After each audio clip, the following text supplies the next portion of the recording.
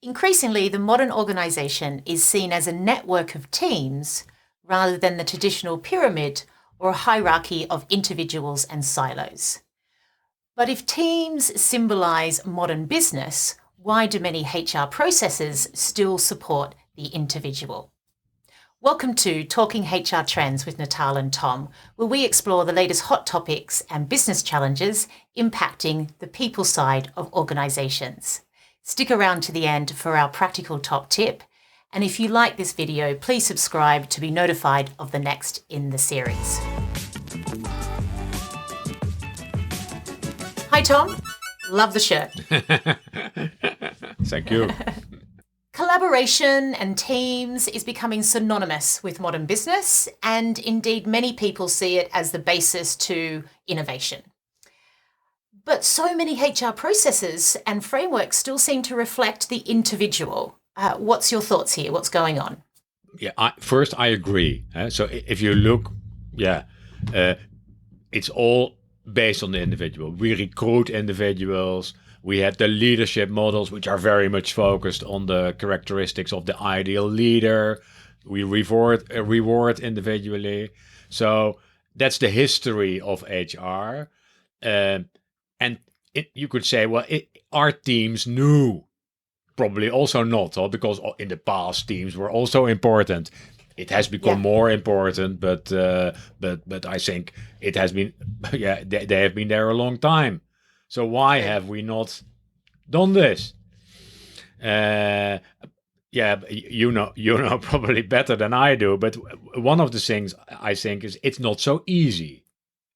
Because what is a good team, and what are the components of a good team, and how do you really help teams to become better?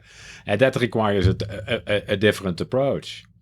Yeah, I think it reflects a bit of the legacy as well, which we've mentioned in a previous video around the legacy of Taylor and, this sort of siloed focus on different skills and different roles and different job functions, and then that sort of lining them all up as opposed to thinking of the collective of how we work together.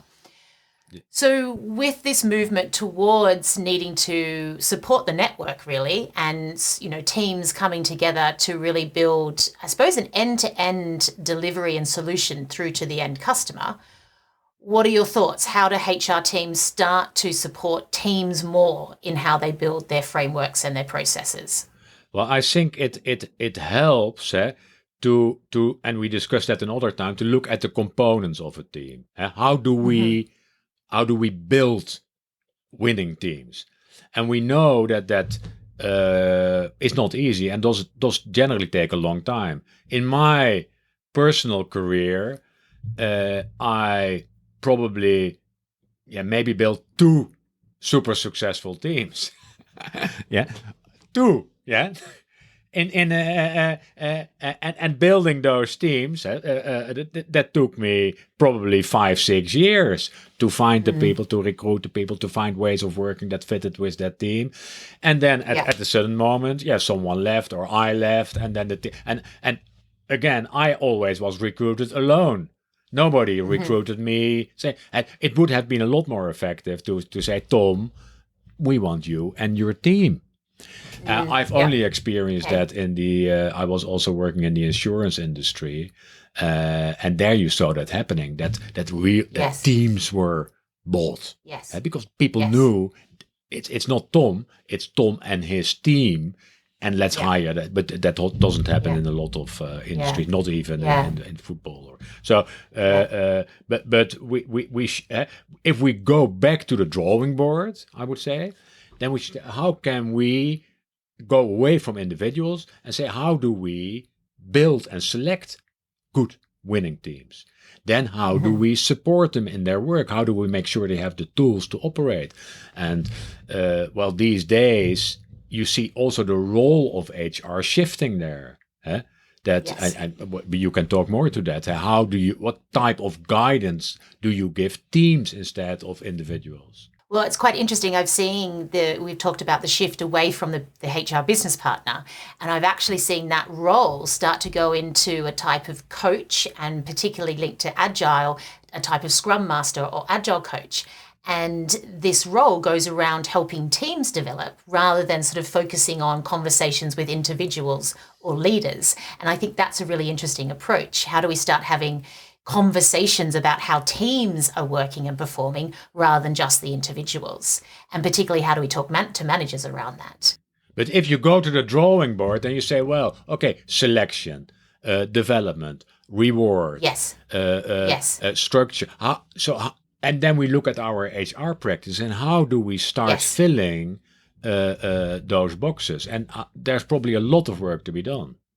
Definitely. And if you think about it, we got to start in HR because we've traditionally been a group of individual topic owners or at least silo teams ourselves. So how do we work in a more joined up way? How do we actually help ourselves develop as a team? That would be a really interesting starting point, I think. And work evidence based and Yes. use analytics, because there's also a lot of, how do you say it politely, but a lot of stories around and you can read a lot of books about successful teams and the composition of Yes. success Yes. and what the team roles you should have, but a lot of that is not evidence based. There's no real evidence that is the way to go forward.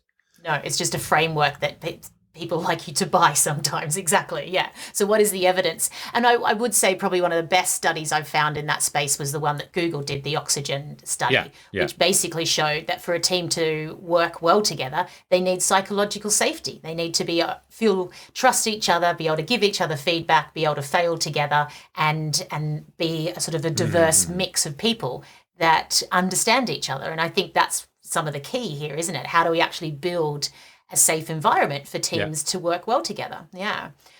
One dilemma I've found when I talk about this topic with people is that there is a need, however, still for a balance. So particularly if you take something like reward or career development, individuals still want to be recognized and valued individually, but then there's a need to also inspire and develop at the team level. So what's your thoughts on getting the balance between the two? Yeah, and it's two different dimensions. So it's attention to the individual, or you could say personalization, or however you call it, and it's teamwork.